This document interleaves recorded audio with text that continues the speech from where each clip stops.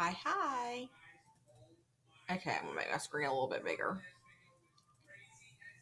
So let's talk about some of the political changes. Okay. Um, Democrat Republicans will be the only party left during Monroe's presidency. Okay. Now they are going to start to split apart into two. They're going to have old ideals and new ideals. And they're both going to agree that had limited government, strict interpretation of the Constitution. But the new ideals are going to want a big army and navy, and they're going to support the national bank. So eventually, they're going to become two parties, okay, in the election after Monroe. I think it's 1814 election. Don't quote me on that. I'm bad with dates. We're also going to begin to see sectional differences. Think about sections as in like sections of the country, like north, south, east, and west. People will start, our country is really big. Think about that. Like in Europe, I mean, you can go on a day trip and go to a different country. We go to different states on day trips that are in our country. Okay. So people, and especially because the lack of communication, we don't have telephones, we don't have social media, we don't have the TV, we don't even have the radio at this point. So, they start to identify with their part of the country versus a national country. Okay. We start to see that during this time period. John Marshall, his court decisions, he's appointed by John Adams, probably the best thing John Adams did. You could say that. You could argue that. Okay. Consistently favored the central government and rights of property above states' rights. I mean, if you need to accredit anybody to like basically making the judicial branch, because there's very little in the Constitution about what, the judicial branch was actually supposed to do. John Marshall is the one that you credit to because he took it upon himself. He made some hard decisions and gave the power to the judicial branch of government. Consistently favored central government rights of property above state rights. So individual property. He will define the relationship between BTW, sometimes means by the way for y'all, but it means between for me. It has since I've gone through college writing notes. So it's just a habit. Between the central government and the states. He defines that relationship. That's difficult. Okay, so in this little bit, uncon means unconstitutional because that's a really long word to write and it takes up a lot of room. Okay, we've got 7 major cases, and I tried to get the bare minimum of them because they all are landmark cases that John Marshall decided that ultimately, in essence, created the judicial system. Okay, the judicial branch. Marbury versus Madison, we've already talked about that in a lot. I don't know what other word to use. We've talked about that a lot. My brain. I think it's always right. Fletcher versus Peck is the first time the Supreme Court said a state law was unconstitutional. So they overruled a state law. Martin and Hunter's Lessee, Supreme Court has jurisdiction over the state court once again. Supreme Court over state court. Dartmouth versus Woodward. They tried to say that Dartmouth had to become a public college. They're going to strike down, the Supreme Court strikes down that state decision. McCullough versus Maryland said the national bank was constitutional. And we find about this even later with Jackson, with AJ. Because he says it's because of implied powers and said the state can't tax it. Okay, Maryland was trying to tax the national bank. Okay. Cohen's versus Virginia established that the Supreme Court could review any state decision they wish.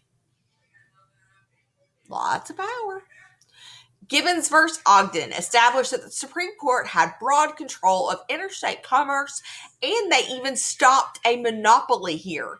Now we will later see it will not be until the right around the 1900 mark that we start to stop our antitrust monopolies, but we do stop one here with I think it's a steamboat company in New York.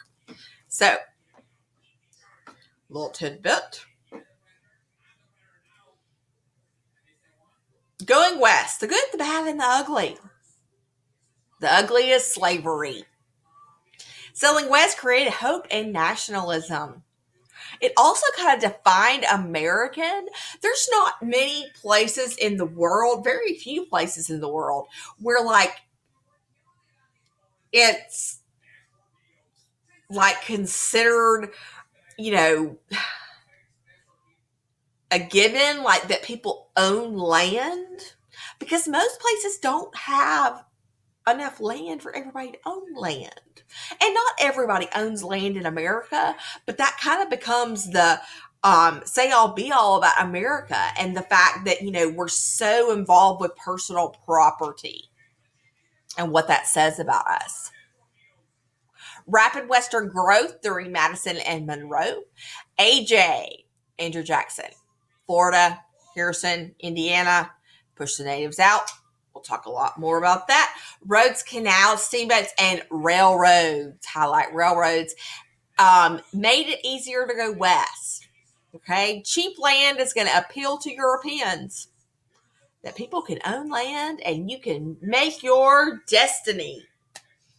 Okay. I keep pushing the wrong mouse. So, the more that go west, the more political influence they want. So they start applying for statehood. This is the ugly part. Okay. And so it becomes an issue with those that want to have slaves and those that do not. Because it matters. Okay. Missouri is going to be the first to apply. That was part of the Louisiana Purchase land. Okay. The author of the Missouri Compromise is Henry Clay. There's going to be a no-go on the Talmadge Amendment, but this is what they said no to. This would have started the gradual elimination of slavery, but it will get shot down in the ground. It will not pass. Okay. So Henry Clay comes up with the Missouri Compromise. They're going to admit Missouri as a slave state, admit Maine as a free state. Prohibit slavery in the Louisiana Territory north of the 30-60 latitude. Okay? It will preserve a balance of free and slave for 30 years.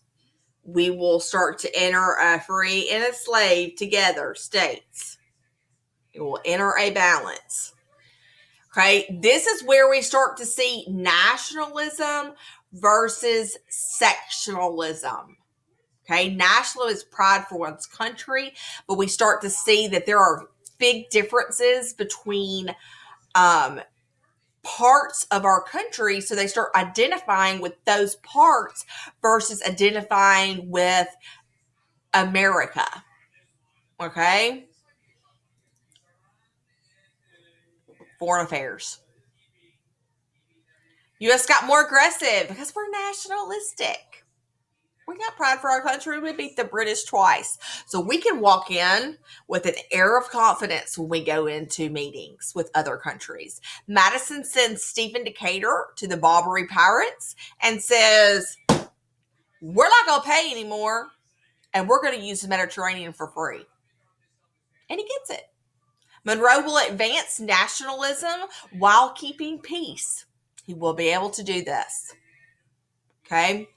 The Rush-Bagot Treaty and the Treaty of 1818 improved relationships between the U.S. and Great Britain.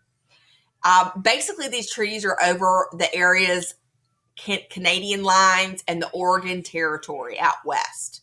Okay, we'll get to more of that when we get to Polk. We'll come back.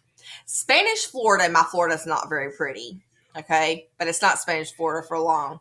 The Seminoles are going to start attacking settlers, and Monroe sees this as a reason to attack. So he sends Andrew Jackson, one of the most brutal generals he has, in 1817. And AJ gets brutal. He publicly hanged a lot of the Seminole chiefs. Just, it was sad to be very unsightly, the things that he did when he conquered these people. So we get the Adams-Onis Treaty, and so Spain gives us Florida and the part of Oregon that they own, and the U.S. pays $5 million, and it gives up land in Texas. Okay, the Monroe Doctrine, huge. Okay, huge. 1823.